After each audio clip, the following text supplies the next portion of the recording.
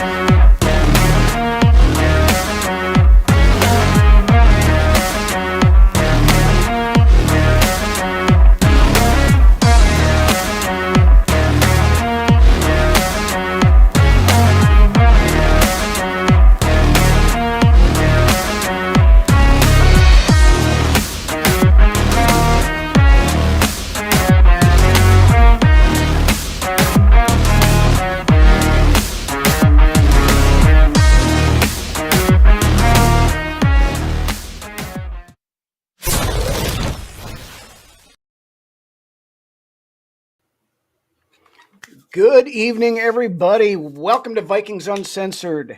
We have hit the post-draft, and we got a little bit to talk about tonight. But first of all, good evening, everybody in the chat. Doc Proto, Rap, Nick, Skull Mafia, Norsefius, all you guys, welcome to the show. Thank you for joining us. As always, really appreciate it. Congrats to the Timberwolves. Congrats to the Timberwolves on moving on in the first round. Yes, the Timberwolves knocked off the fish Lakers. out of water Los Angeles Lakers last night. Looks like LeBron is done with, maybe permanently. We don't know, but I don't really care because we talk football, not basketball. But congrats to the Timberwolves. The Minnesota Wild also playing. They're having a little bit of issues. They were down 2-1. It looked like today, or at the moment, but we'll keep tabs on that because if they lose tonight, they're done. But anyway, NFL draft, like we said, in the books, not without its share of intrigue and whatnot. So got a few news items we'll hit, and then we are going to get into those particular draft picks that became Minnesota Vikings this past weekend. And then, of course, the slew of undrafted free agents that are also coming in and a couple of notable rookie invites as well. So with that, yes, Norsefius, we will acknowledge the fact that you did make it on time tonight. Congratulations. You made it for your own time frame that we do just for you. So intro hits hard. Thank you, Rap. Appreciate that. Best intro in Vikings land. Hey, we love the compliments. Thank you, guys. But I guess let's get the first one out of the way first, just because everybody and their freaking dog lost their minds over it the entire weekend. Mel Kiper made himself look like a complete and total fucking fool. And so did many others. But Kiper's been doing that for years, though. I mean, he wanted to be it was bad. I mean, I couldn't even watch the ESPN coverage of the draft. NFL Network, to their credit, was a lot better about it. But the NFL made it known that they don't particularly care for the kind of shit show that one Shedeur Sanders was bringing along with him. I mean, building his own freaking draft room, all his legendary shit, this, that, and everything else. And apparently, through the interview process, I've heard from multiple sources talking to multiple different teams that said it's the worst interview they've ever done. Yeah, I mean, he's so self-entitled, Nepo child. And then his daddy getting involved in everything too. I mean, well, and that's the problem. Who the hell is Mel Kiper exactly? The whole retiring his number at Colorado. He had a 13-12 fucking record, 1-7 against big Power 4 teams. Right. Never beat a ranked team. No. But whatever. We didn't draft him, thank God. So he's Cleveland's problem for the time being, anyway. Yeah. Did you see the video of the Cleveland front office when they drafted? Yeah, I was like, how excited they looked. Yeah. They were like, at this point, well, we've still got 13 draft picks left, so what the fuck? We might as well just take him, get it over with. But in important quarterback news, the Minnesota Vikings have their backup quarterback during the draft, trading pick 142 to the Seattle Super Chickens for quarterback Sam Howell and pick 172. So basically, I'm on board with that. I think Sam Howell could be a top tier backup in this league. Sam Howell, he's got starting experience. Of course, he started for the Commanders. He won some games as a rookie for Washington back when Washington there wasn't much there. Yeah. Sam Howell, honestly, in my opinion, is a turbocharged Nick Mullins. Yeah. I could go. I think there's more talent there with Howell. I think Mullins makes a good backup. I mean, he was a decent backup here for a couple of years, but I think Howell's a step above. Yeah, well, I mean, he was more highly drafted and all that other stuff too, but yeah, there's definitely potential there, and of course, he's going to the Kevin O'Connell School of Quarterback Rehabilitation. But no, I'm okay. I'm fine with Sam Howell being. It definitely wasn't on my bingo card. I'll tell you that. I'd heard rumblings that they were interested in him prior to the draft, but it wasn't anything substantial enough to where I really wanted to dive into it too much. But Sam Howell is a Minnesota Viking. He will be back up, and in a quarterback room of, as it sits at the moment, it sits at 5 because they brought in another guy from on the rookie camp that's going on here the next couple of days or in a couple of days. So we'll get to those guys a little bit later. But the other big news, couple of them, Andrew Van Ginkel this week got a contract extension, a 1-year deal for $23 million, 22.4 of that fully guaranteed. Earned it. Yeah, and that's the thing. He was almost criminally underpaid for the production he gave last year. So this is kind of a let's make it right. We'll add a year onto your deal. And well, I think he had arguably his best season as a pro.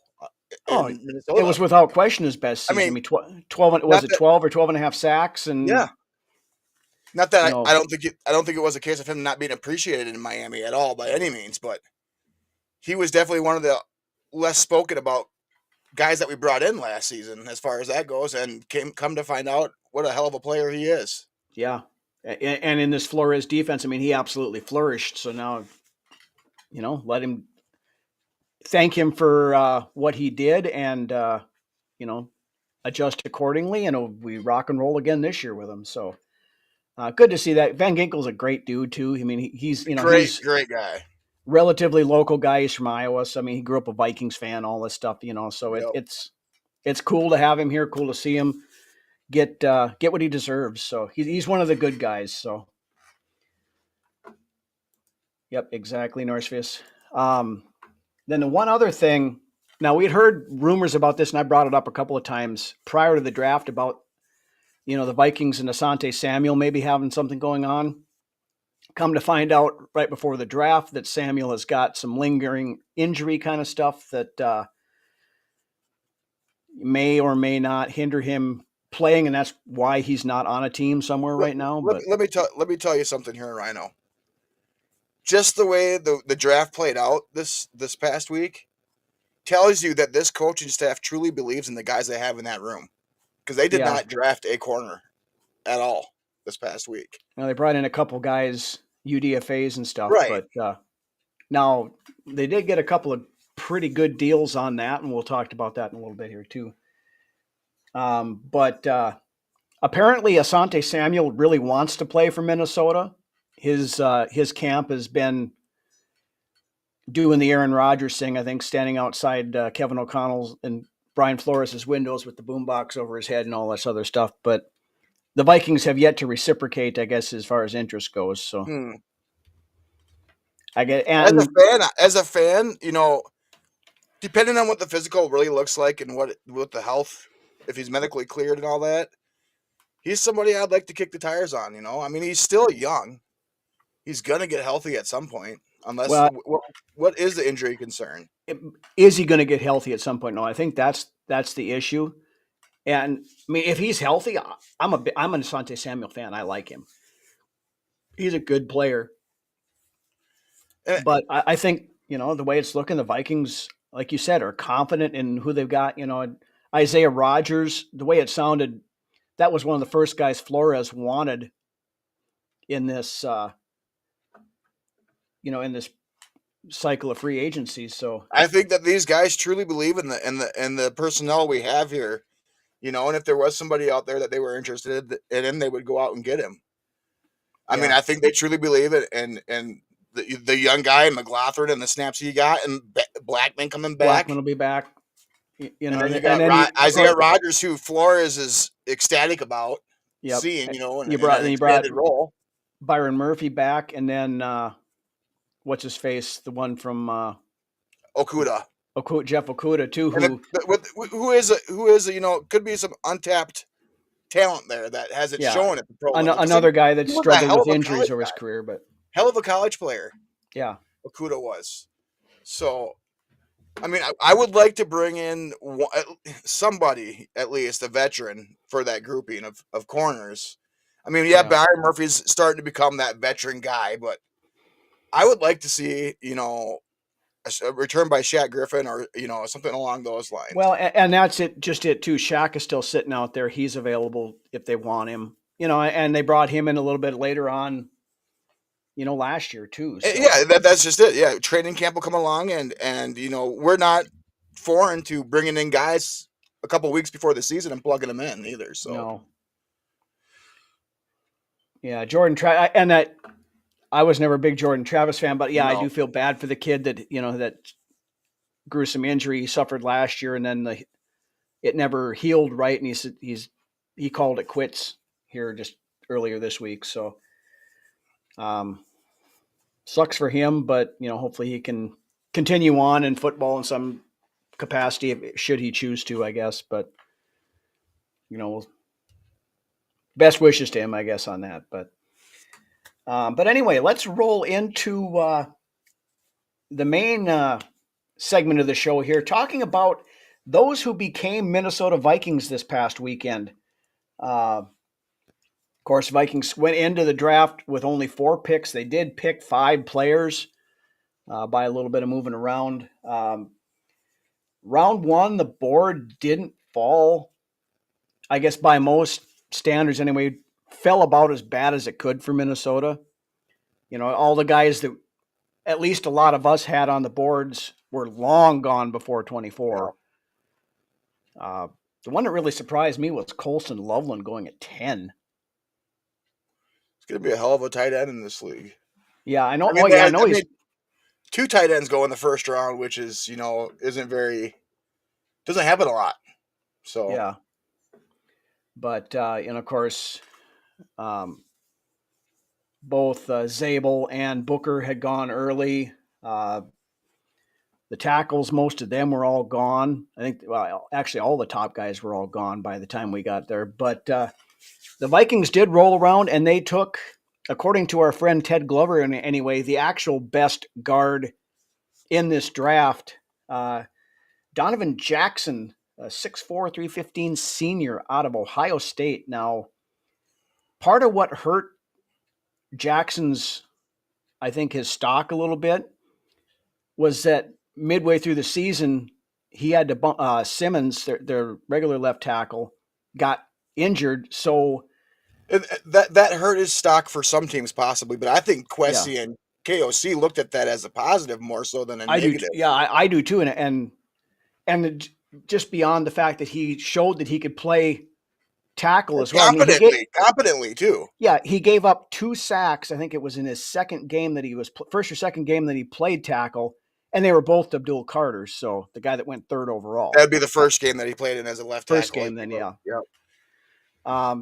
But I think it's, as far as the Vikings go, I think that probably, like you said, was a plus for him. But the guy.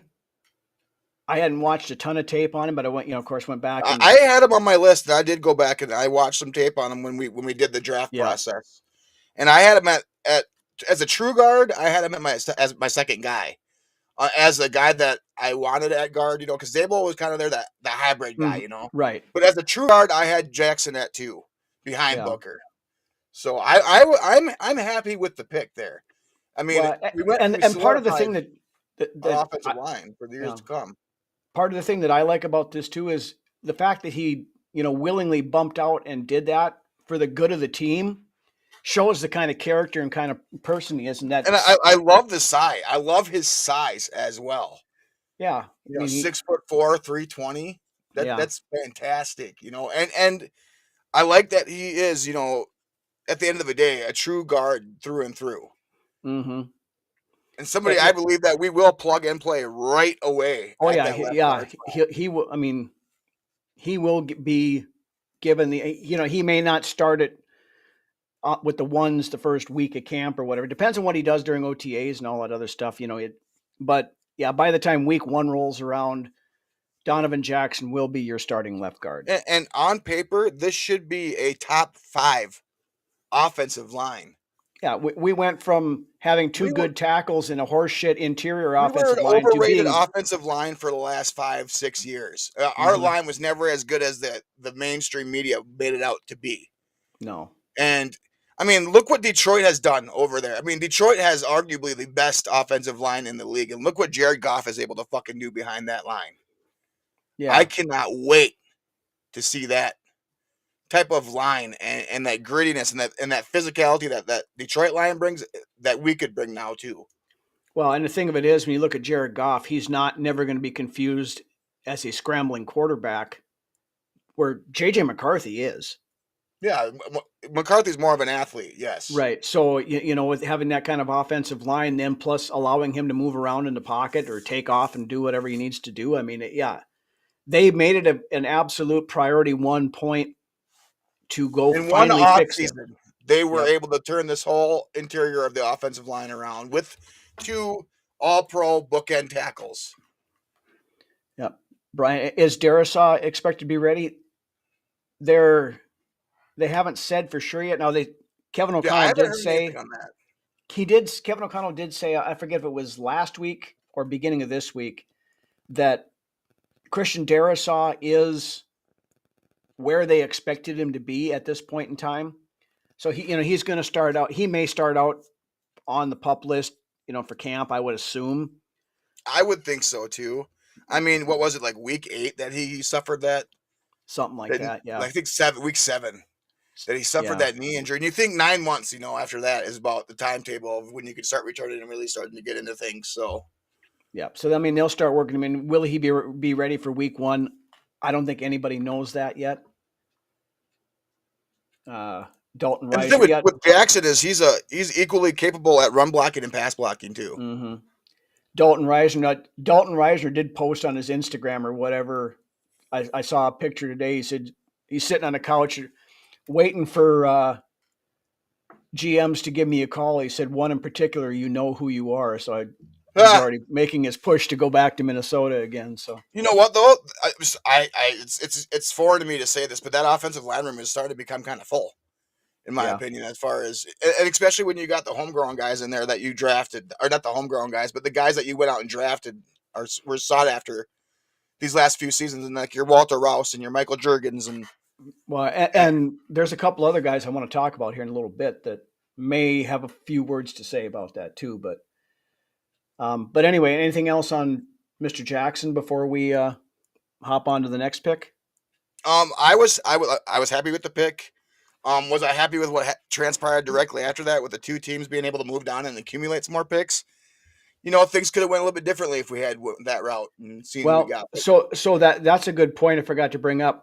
The Vikings actually had the opportunity to trade down with the Giants and with Philadelphia, and they turned them both down to take Donovan Jackson. So they believe in this guy. They believe this is the final piece. And I know people are saying, well, he was drafted too early. He shouldn't have been drafted before the beginning of the second round. Houston was going to take him at 25 if we didn't take him at 24. Yeah, and you know what? They say that about lots of guys going into the draft that end up being superstars in this league. Right. But the biggest thing the Vikings saw was the drop-off, Donovan Jackson was the last guy left of the tier 1 guards. And then, that fall off to that next level was significant. So they knew they wouldn't get Jackson if they moved back. So if Bradbury can make it 6 years, Jackson can make it 10. Yeah, hopefully. But anyway, moving on to round number 3, we actually traded back because, and then you and I were talking about this right up when it came to that point. Yeah, there was a guy we were eyeballing that got taken right before us. Yep, our guy Xavier Watts, the safety out of Notre Dame, was sitting there, and the Atlanta Falcons jumped ahead of the Vikings to pick 96 and took him. I still fully believe if he would have been sitting there at 97, the Vikings would have stayed where they were and taken him. I agree. I absolutely agree. I think that's who we were targeting there, and that's who we would have went with. But we ended up going with... Yeah, we ended up trading back from 97 to 102 and took wide receiver Ty Felton out of Maryland. Who I was completely 183. 6'2", 183. Yeah, I was completely surprised with this pick. I was not expecting us to go wide receiver with our second pick, but I had talked to you about it, and we discussed it, and if you got somebody like McCardell and KOC, who obviously knows receivers as well, looking at this guy and saying, let's take this guy, then I trust in what they say. Northris with a very good point here. That's, yeah, great point. Yeah. So here's a scouting report on Felton anyway, because I didn't. Oh, go ahead. From what I've seen, to me, he's got a Percy Harvin type of feel to him. The guy is an absolute burner, apparently. Yes, he is, but he's known more for his short yardage game than what he is for the exactly. One. I think he could absolutely stretch the field. Yeah, I think that he could do that. But he reminds me a lot of Percy Harvin. I could see him lining up in the backfield at points. I think he could potentially, hop in and take that wide receiver 3 role. Yep. Yes. But he was that the first competition at training camp is going to be hot for that wide receiver. Yes, it is for that wide receiver 3-4 spot. Yes, it is. But a couple things on Felton here I thought were interesting. First player in Maryland history to begin a season with 400-yard plus games. Trailed off after that though, which kind of little bit, yeah. But like you said, he's great in the intermediate slant. Screen game. He's great. They like to use him a lot on screens there. Quick slants. I mean, we haven't had a slant game for how freaking long. Which is telling you that his yards after the catch are amazing then too. Yep. He's able to make people miss. He's physical for that size at 183. He's very physical. Like I said, reminds me a lot of Percy Harvin. And Percy Harvin was just a Tasmanian devil, really. Yep. Another thing with Felton, he's really good with his spatial awareness on the sidelines, getting his feet down, all that stuff. Now, of course, in college, you only have to have the 1 foot down, so you got to work on making sure you get them both down. But I'm interested to see what he can do. I just went back and watched a little more tape on him, and he's extremely athletic, and I think they obviously saw something they liked in him to take him in the 3rd round. So got a lot, really, really good when it comes to, like I said, the yak yards after contact, or after his reception is when he gets most of his bread and butter. And like I said, most of his catches are on those short to intermediate routes that he turns into big gains. But he has the speed there to be a good vertical threat. Oh yeah, he's got that gear where he can kick it into overdrive and just freaking go. So, but like I said, it's going to be interesting. That wide receiver room is going to be real interesting. He'll be the tush pusher instead of Powell. Yeah, anybody after 1 and 2, that wide receiver room is going to be wide open for competition. Mm-hmm. Well, especially with Jalen Naylor going into a contract year too. So, next guy on the list. This is a guy neither one of us talked about when we ran through the defensive tackle side of things, but this is a good project guy here. Yeah, Tyrion Ingram Dawkins, defensive tackle out of Georgia, 6'5", 276. So he's your 3-tech, 5-tech type guy. He's not going to be a nose tackle. But he's extremely physical. He's one of those raw but extremely talented. Yeah, he's a project. He's a project guy for sure. That Flores can see what he can get out of him. Yep. But he started 10 games, had 19 tackles, 8 tackles for loss, and 2 sacks. Guy's got some speed. He ran a 4.86 40 at the combine. It's a hell of a 40 for actually had the best 10-yard split time. Talking about all these metrics, the Vikings, I think, drafted the top in the RAS scores. Yeah, and that's the thing. This guy Dawkins or Ingram Dawkins, I think it's like a 9.6. Yeah, he's way high. And now he has shown some flashes of definite ability. When they played Kentucky last year, he had 7 pressures in that one game. So, that's not bad. That's great to come in and just like season. You know what I mean? Marinate him, get him acclimated to, and then that's the way it's been since O'Connell and Quessy have been here. They're marinating these guys, and when the time comes to shine, they let these guys shine. Mm-hmm. So, whether that be guys that we brought in free agency that we see potential in, or whether there's guys that we see in the draft that we've brought in, it's very rarely do you see these guys get that starting role right away. Right, and we brought in 2 starters for the defensive line already, so he's somebody that can just sit there and work in some sub packages and things like that, and see what he's got. But he kind of just a little bit. I've been looking at him, kind of puts me in a mind of kind of like what we did with Jihad Ward last year. Yeah, because he can also pop back and stand up and rush that way too if you want him to. So. That was round 5, pick 139. Our next pick wasn't until the 6th round, pick 201. Now this guy, I like this guy. I like this guy. I do too. I like this guy. Kobe King, the inside linebacker out of Penn State, 6'1", 236. Now he was the field general for Penn State's defense, which was a very good defense, and quietly somewhat of a need here in Minnesota. I mean, you got Ivan Pace and you've got Blake Cashman. Behind that, the next guy was both guys who missed some time last season. Right. Yeah. Right. And right now, our third linebacker was Eric Wilson, who we brought back. Yeah. Quietly in need. Yep. He's a. And this guy's, I think, immediately going to make a difference on special teams. I think we're going to have one of the better special teams in the league as far as coverage units go. Yep. But to discussing Axe point here, the guy is a vicious tackler. He's great stuff in the run. And he can play down the line. He's somebody that can come down on the line and play as well, yeah. Yeah, and his stat line last year, 97 tackles, 8.5 tackles for loss, and 3 sacks. So, I mean, that's some pretty good production out of the middle there, too. And on a good Penn State defense. Mm-hmm. Yeah, he's kind of got a little bit of that old school linebacker mentality to him, which I love. You think back to the Urlachers, the Scott Studwells, those kind of guys. E.J. Hendersons.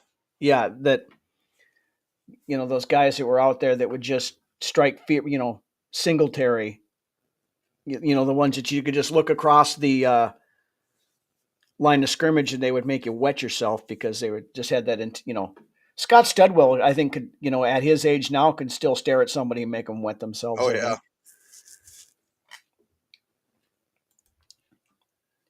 Has trouble in space coverage, north-south linebacker. Yeah. But, some of that can be taught. Some of it can't. But Norsevius gives him Jasper Brinkley vibes. That name was going through my head, too, as well. I was thinking like a Jasper Brinkley, E.J. Henderson vibe as well, yes. Yeah. I mean, we obviously got our starters, but if you can be a solid backup rotation guy, that's what we need right now because we're building up some depth. Yeah. Then the last pick that we got, another guy I like too, and quietly in need or something that we needed to fill. Yep. We ended up picking at 201. Then we turned right around and picked again at 202. Took Gavin Bartholomew, the tight end out of Pittsburgh, 6'5", 246 senior. And as of right now, slots right in there at the number 3, I think, at tight end. I'm not so sure about. I mean, possibly, but there's a couple other guys here in a minute that may have something to say about that too. But the the nice thing with Bartholomew, he's over his career, 67 receptions, 935 yards, 7 touchdowns. So not eye-popping stats, but he's built though, man. He's a big guy. But he does have multiple 50-plus yard touchdowns, so he's got definite yak. The other thing, he can play H-back. He can, go inline, slot. He can even play wide receiver. So, I mean, maybe this is one of those guys that maybe finally takes the place of C.J. Ham, and we don't carry a fullback. I don't know. You never know. It's getting every year. It's getting, I believe, closer and closer to us. Yeah, because Ham is getting older too. Now, the one problem with Bartholomew that we've seen is that he tends to be more of a body catcher instead of catching out with his hands. So he brings the ball in, so he can drop it once in a while. But sometimes it's a tight end, though. I mean, but that's something that you can always work on too. Yeah. Good morning, Nympha. The Filipino fan club is in the house. Northview says Addison raved about him. Yeah, Addison played with him in Pittsburgh. Yeah, so that. Yeah. Like this kid, I think he's. Yeah, I do too. There's definitely something there, and he's going to be third tight end right now. Once again, I love the size. I love the relative athletic score he got. I mean, there's potential there for him, and they're not asking him to come in and start right away, so he can come in and develop a little bit as well. But right. I think he slides right into that number 3 spot. But like you said, there are a couple guys that we brought in as UDFAs that might have something to say about that. Addison should stay away from the Rays. Yeah, that he should. But yeah, that was the 5 that we actually drafted, but we brought in, I think it was originally 19, then we signed another one, so 20 undrafted free agents, and then a couple of significant names as far as rookie camp invites who are trying to get contracts. So we'll start off with some of the ones. And once again, I thought Quessy nailed it in the undrafted free agency. Absolutely. We nailed a couple of guys here that I really like. Yep.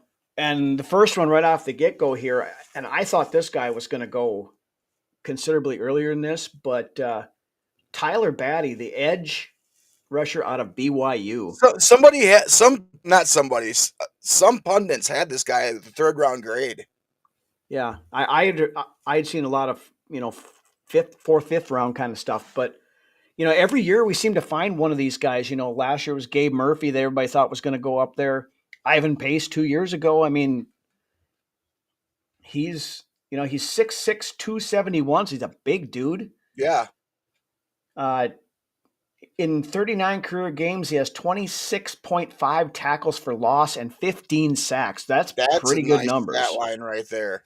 Yes. The guy has got just a relentless motor. Love it. Good, toolbox as far as different pass rush moves. Got a big wingspan, long arms. Great leadership guy.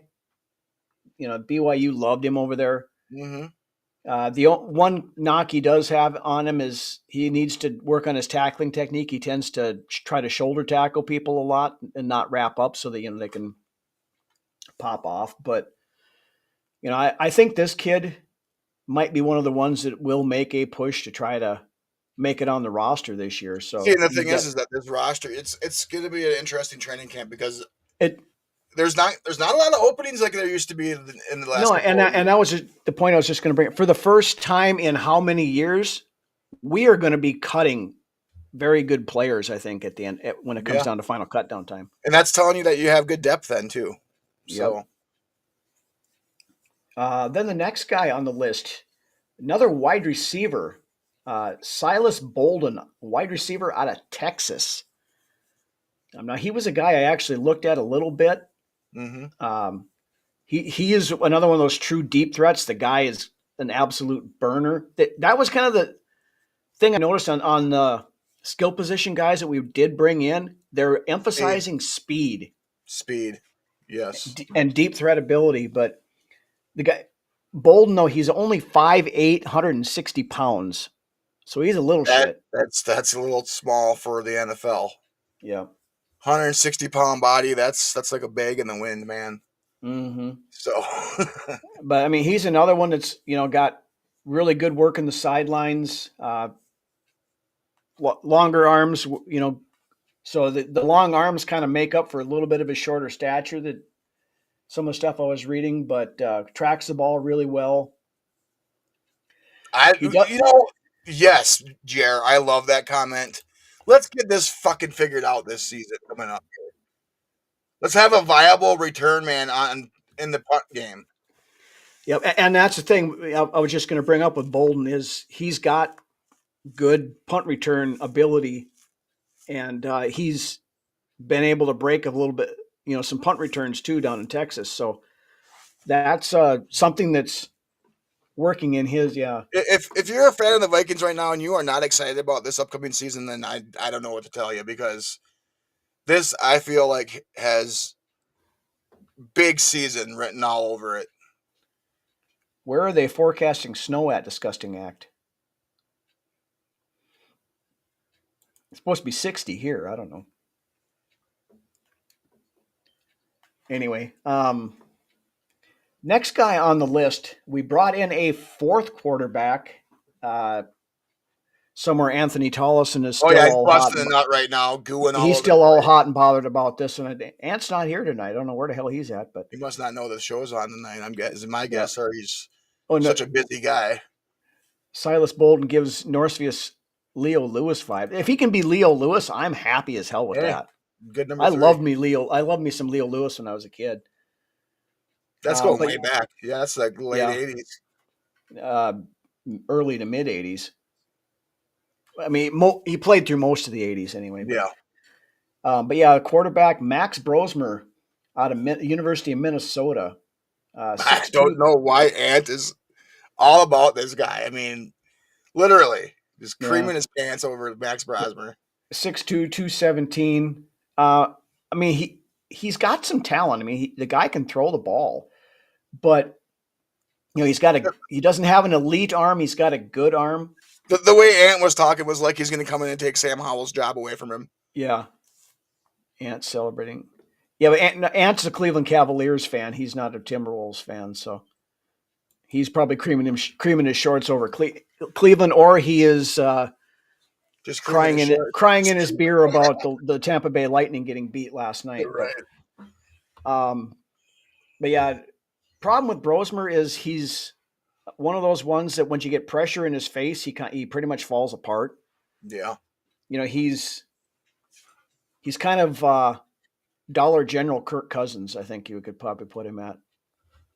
Great comment here, Doc, as I was alluding to earlier, too. I said, if you're a Vikings fan, you got to be excited about this upcoming season. Yep. I think this is where it all begins, where the ship turns around and things start to really get interesting here in Minnesota as far as the Vikings go. Mm-hmm. Our window is wide open, I think, right now at this point. Absolutely. Next guy on the list here this guy is another one of those ones that how the hell did he fall this far? Logan Brown, the offensive tackle out of Kansas, 6'6", 311. He's mainly a right tackle, so he could slot. He would slot in as a backup to Will Fries, but there's that other guy too, that Huber that came out of Wisconsin that was supposed to be drafted too. Yeah, I got him on the list here in a little bit too, but Brown, though, he's got another guy with big arms, massive wingspan, good pass protector. His problem is he's a little hesitant once he gets to the second level on run blocking, and he doesn't always finish the block all the way through to the whistle. So I don't know if there's a little bit of an effort thing there, but he's a very good player. And, at very least, I think he'll definitely push for a practice squad spot. He was a 5-star recruit out of high school, but he originally went to Wisconsin and got kicked off the team for, I don't know the reason for it there.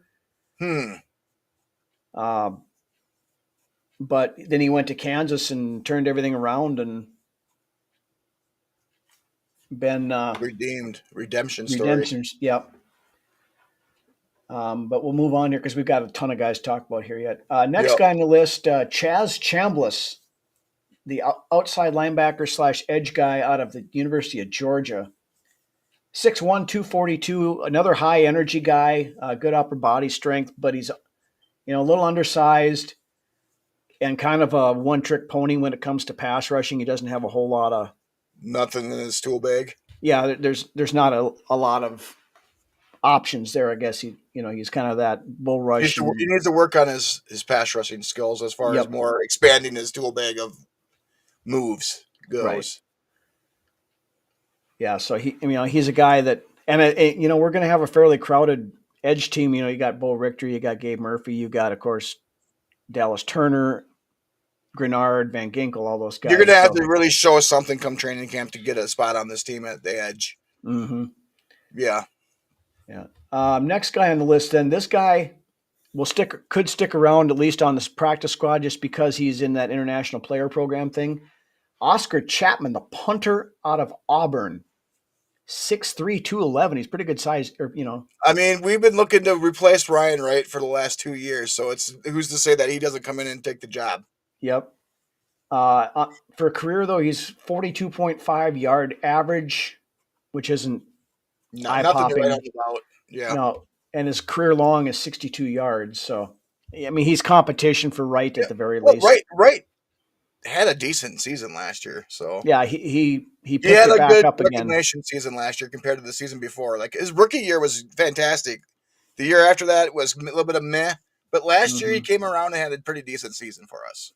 Yep. I mean, we're talking about a punter, but yeah. Right, exactly. Next guy on the list, another offensive lineman, Zeke Corral out of North Carolina State, 6'3", 307. Center, but can play center and guard both. Not super explosive off the snap. That's a great question by Gary. Maybe we'll hit that at the end here.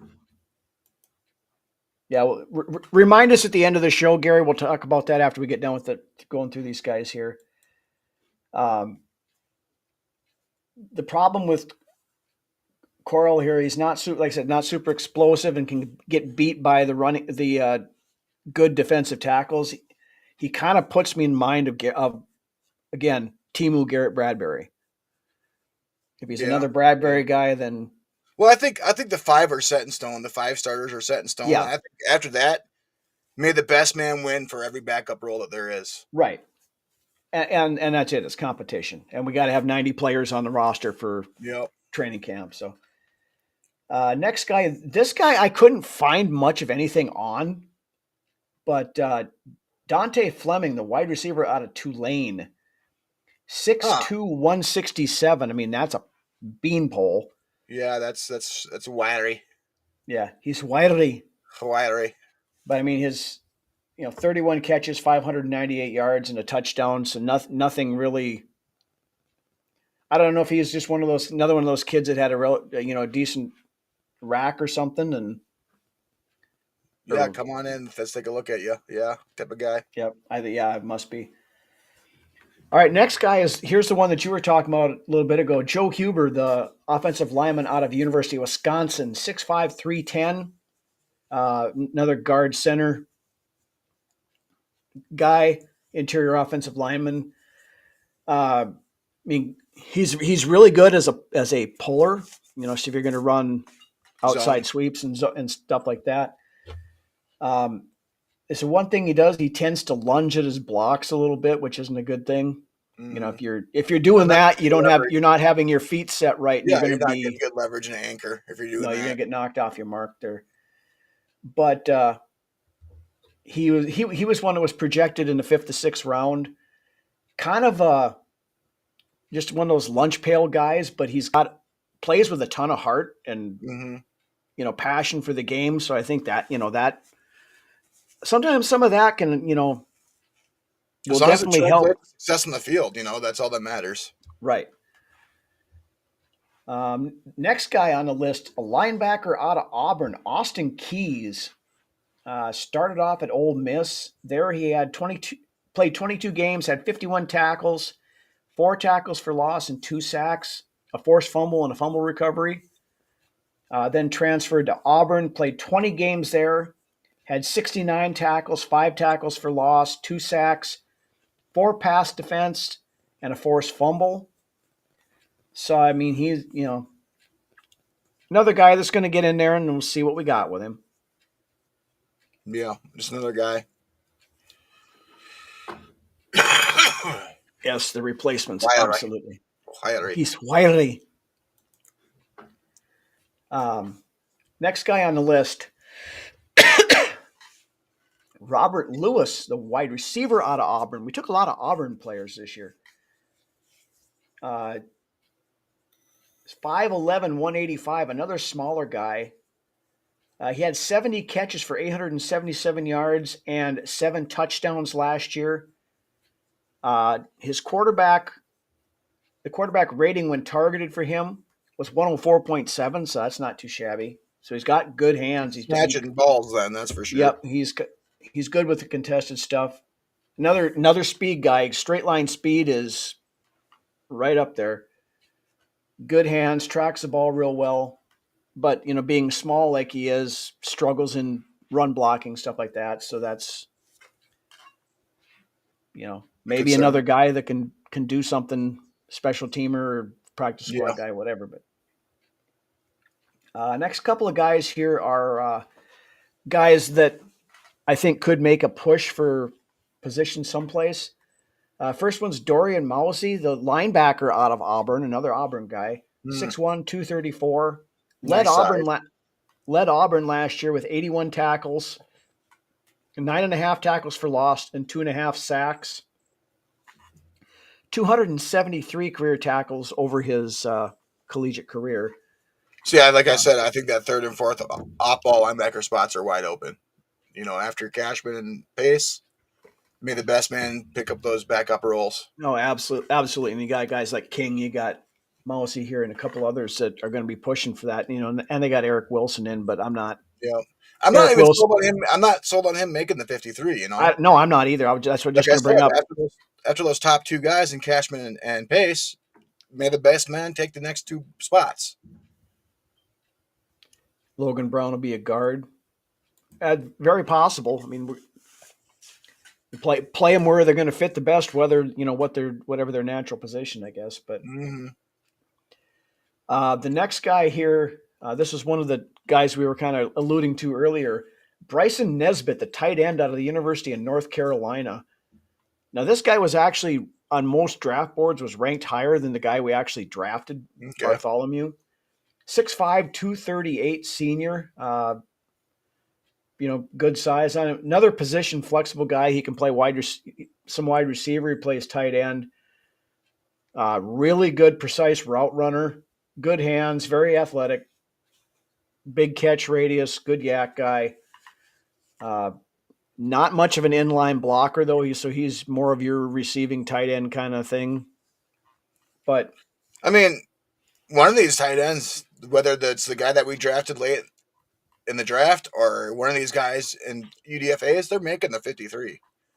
Oh yeah, I mean we don't have a third tight end, right? That's just it, exactly. Yeah. So one of these guys will hopefully step up and grab that spot. But the next one on here, this is kind of surprising. We didn't, we talked about it with Watts going right before us earlier, but Michael Powell, the safety out of Miami, he's the only safety that we brought in. He is a 6'1", 210 safety. In 2024, had 38 tackles, 5 interceptions, 6 pass breakups, 2 tackles for loss, and a sack. Got him second team all ACC honors. So he's a guy that you take a good look at then when it comes to offseason activities and training camp. Yeah. I can't wait to see Theo Jackson, start for this team. I've been waiting the last couple of years, and the dude can play ball. Right. But I mean, we still need depth at safety because the only other guy we have is Jay Ward. and then you got your Metellus and your 3 safety set. Yes, right. But Metellus, I don't think you want to pigeonhole Metellus into being he's your Swiss Army knife on defense. Right. He plays everywhere. He plays Yep. the defensive line, linebacker, corner, and safety, all the positions. Yep. So, guy to check there. Now here that we talked about them taking a running back early. They didn't take a running back early. They didn't get any of them until they came into undrafted free agency. Then they brought in Trey Stewart, the running back out of Jacksonville State. 5'10", 192.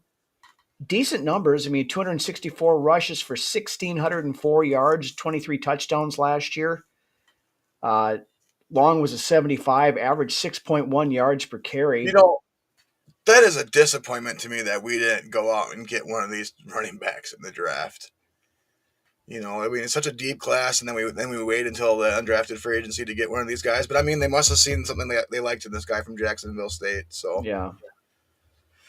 Well, and I thought it was going to, Caleb Johnson was falling there too. I thought maybe he was going to make it to the Vikings in the 3rd round there, but then Pittsburgh ended up taking him. But yeah. But we'll see what. I don't know anything about Stewart, so I just got a stat line to go out there. But next guy on the list here, we did bring in a cornerback here, Zehemiah Vaughn, the cornerback out of the University of Utah, 6'3", 187. He's got some height. Yeah, not overly bulked out at 187, but another wiry guy. 190, 195 is good for me as far as safety goes, but yeah, he's a corner out of safety. Yeah.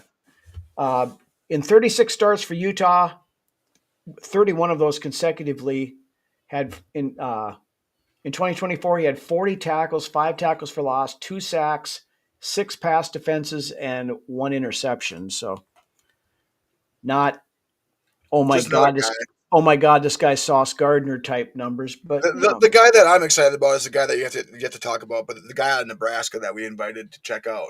I'm looking forward to seeing what he's got to bring to the table.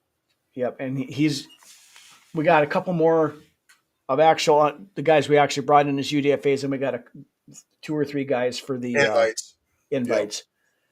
Yep. Next guy on the list, another defensive tackle, Alex Williams out of Middle Tennessee State, 6'7", 291. Again, I think that this is another guy I think that kind of came up on the RAS scores. 22 tackles. 5-tech guy, yeah. Yeah, 5-tech, but 22 tackles, 3 tackles for loss, and half a sack over his career. So the numbers really, I don't know if but here's now the next guy here, another tight end, another one that actually I think was ranked. He was ranked higher than Bartholomew also. Ben Urosek, the tight end out of Georgia, 6'4", 245. Now the big reason I think he fell is because he had a shoulder injury back in 2024. He's really good, got really good hands, good contested catch guy. He's the guy to keep an eye on then, I think. Yep. Good speed burst and able to create separation, good run blocker. So that helps him out there, I think. He doesn't have that top end burner speed, but he's a tight end. I mean, how many tight ends are burners at top end Kelsey speed? doesn't have that burner speed either, and look what he does in this league. Kittle, none of those guys do. No. He is a little inconsistent on his route running, not the most sharpest of routes and stuff all the time. So that you can see that you can smooth out at the next level. Yeah, you can. So, but he's another guy to keep an eye on. Then the last guy that we signed, we signed him kind of after the fact, I think yesterday or the day before, Miles Price, wide receiver out of Indiana. Another little guy, 5'9", 183. Oh, yeah. But here again, he's got punt return ability, averaged 12.6 yards per return at Indiana. 38 catches, 466 yards, 3 touchdowns last year, so not eye-popping numbers by any means. Played at Texas Tech before that. They're a little better numbers. He had 161 receptions for 1,751 yards and 10 touchdowns, plus 207 rushing yards and 2 touchdowns. Another fast guy, another kind of a Percy Harvin Swiss Army knife kind of position flexible dude. So it'd be interesting to see what he can do. I'm not going to be sitting here pounding the table saying this guy is going to be, come in and take wide receiver 3 or anything, but anyway, those are the guys that we officially had signed. Now I've got 4 guys here that names of note anyway that are coming in on the rookie tryouts. First one, of course, name everybody's going to recognize, Montego Moss, Randy Moss's younger son, 6'1", 220. He's been playing in FCS up at Maine. Last year, had 37 catches for 408 yards and 3 touchdowns. Over his career, 143 receptions, 1,692 yards, and 16 touchdowns. So, decent production, albeit it's FCS, but he's got a lot to prove. Yeah, he does. This is, I think, one of those. Okay, yeah, Randy, we'll do your kid a solid, and at least get him some exposure. See what he's got. Yep. So, just a kind of a legacy type thing there, if nothing else. But here's the guy that you were mentioning earlier, and the guy that I'm excited about here too. Tommy Hill, the cornerback out of Nebraska, 6 foot 195. Good looking frame though. Yep, had 4 interceptions last year, but he does have medical red flag. He's got a plantar fasciitis kind of issue that he's been dealing with, which caused him to drop, and it struggled. He missed some time with it last year. But this is all he's also kind of doing a little Travis Hunter type stuff. He's played wide receiver. He's done kick returner. Travis Hunter, I actually said that Tommy Hill was the hardest guy he had to go up against last year. That says a lot. Yeah. That's saying a lot. Willing tackle. He's only played 1 full season as a cornerback, so he's pretty raw at that position. But, he's a developmental guy, and if maybe he can surprise people if he can stay healthy. That plantar fascia thing, that could linger and cause some issues. But that's why you bring that's why he didn't get drafted, and that's why he just got an invite. Yep. And if he can show that he's good on that, I think he'll make the training camp roster at the very least, I think. So 2 other guys here quick. Elijah Williams from Morgan State, defensive lineman. He was the MEAC Player of the Year last year, had 11 sacks, 54 tackles, a forced fumble, a fumble recovery, and a blocked field goal. So it's pretty decent numbers there. Yeah, all around. Now, I said Morgan State is not going to be confused for Alabama anytime soon, but, level of competition. I mean, if you're a good player, you're a good player. It doesn't matter what level of competition you're coming from. So,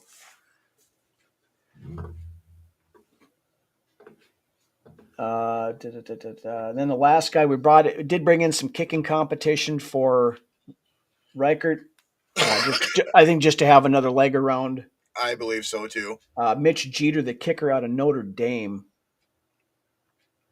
also brought in, and this is just for the rookie camp. They probably maybe just brought him in just for the rookie tryout camp. I think it's just for that extra leg, yeah. Because I don't think, I'm guessing Reichert's not going to be at the rookie mini camp. He's not. There's no heat under his seat. Yeah. Now there is a bunch of guys that don't have a lot of experience that are on roster that are going to be at this rookie camp too, and just to get in there and fill out enough, so you have enough to have full squads and that kind of stuff. But right. Yeah, so I mean, there's a ton of players there that we're looking at. Let's go back and hit a couple of these comments that kind of rolled through. We're talking about discussing. What do you think about the drafts for the other NFC North teams?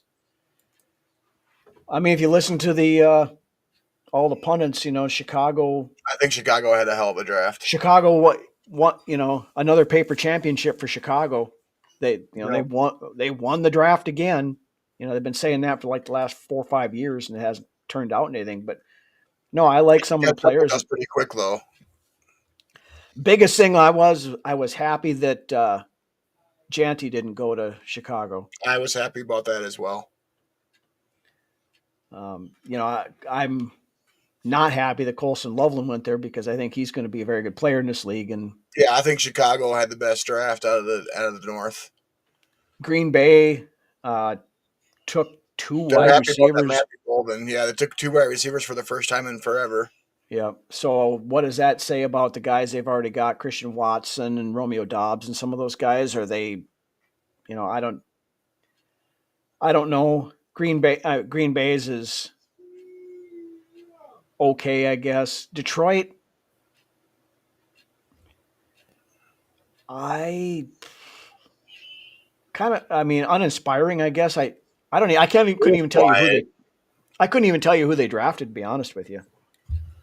They took a defensive lineman, I think, to put across from Washington. I can't think of what his name is off the top of my head, but so and then beyond that, I don't remember what all they took beyond on that. But so I like what the Vikings I think did the most with the least. I agree.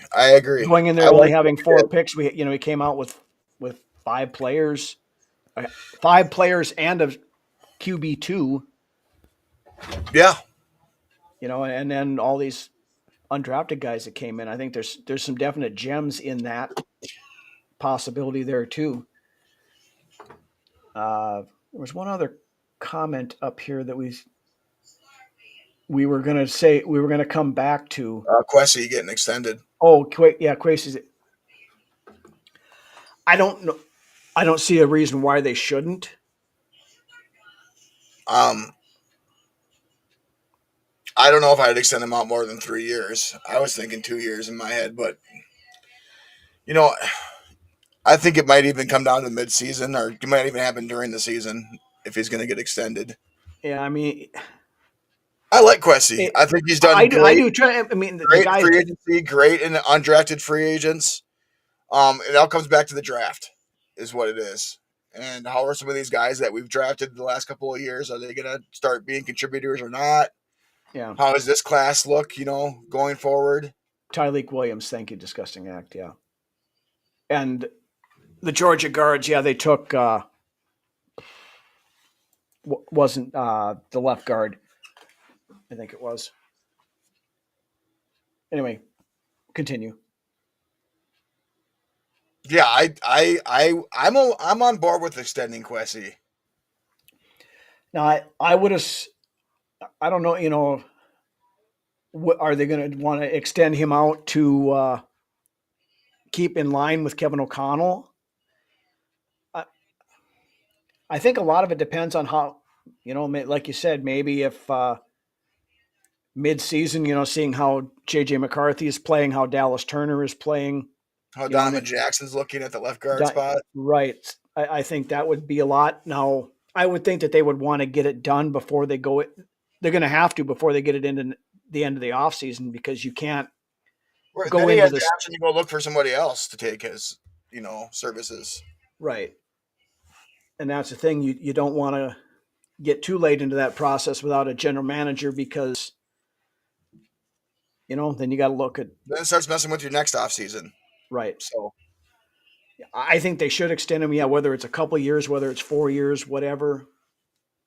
I think he's earned the right to have more time on this. Just from what he's done with the cap and from what, like you said, he's nailed the last 2 free agency classes. And I still think, that he came in here with, really raw. This is his first GM experience. He's still coming together, and I like where it's going. Yeah, I do too. So I'm all on board with him sticking around for a couple more years. As an organization, he's been a big part, as has KOC in the transition to where we are right now. Yep. And that can't be understated. I mean, it's no. And when KOC and Quessy came in here, we had trash for salary cap. We had salary cap issues like bad, and that's all behind us now. Yep. And most of it has to do with Quessy, right? And Brzezinski. Yep. So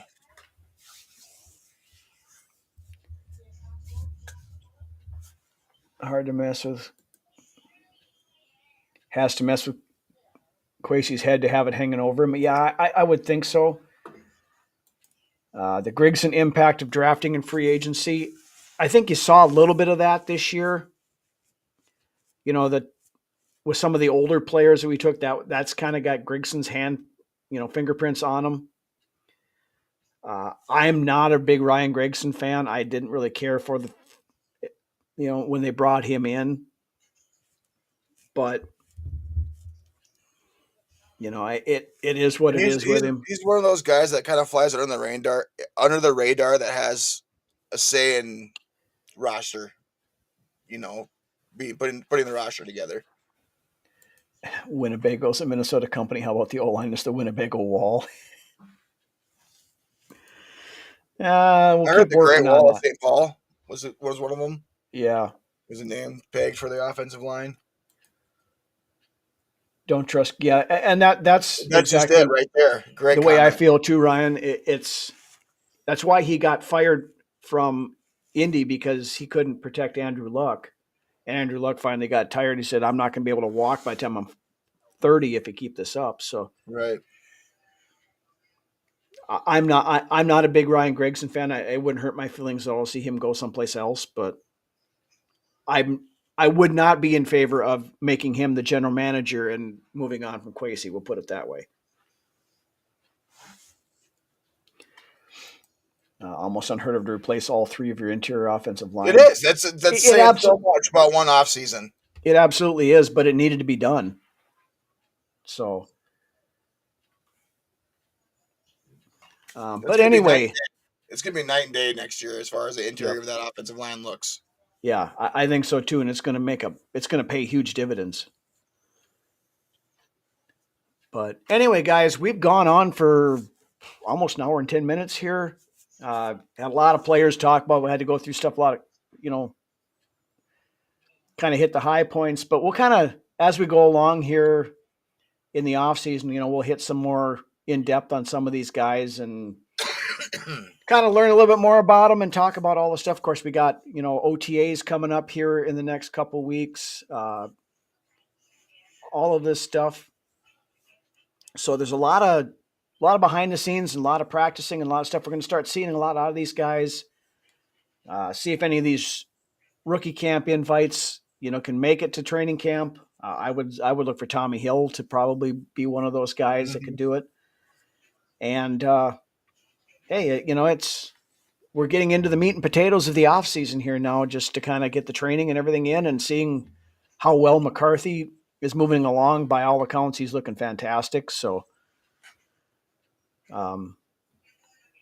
with that, that's all I've got for the evening. Big thank you for everybody again in the chat. As always, great conversations, great topics.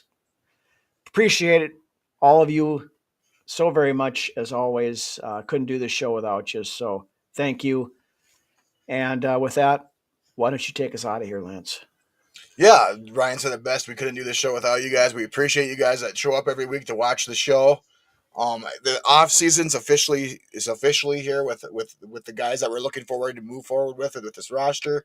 I'm excited about that. This is when things start to ramp up a little bit. Once the OTAs roll around and mini camps and all that, so that'll be interesting to see what happens there and kind of really get another good look at McCarthy and where he's at when you can really see the balls that he's throwing and all that in the coverage that they provide. Mm-hmm. So with that being said, I love you guys. Thanks for coming tonight, and we'll see you next time. Aubrey and Millie, if you're out there watching, Dad loves and misses you. Skull. Have a good rest of your week, everybody. Remember, we're in the midweek schedule again now, so keep tuned for that. So have a good one, guys.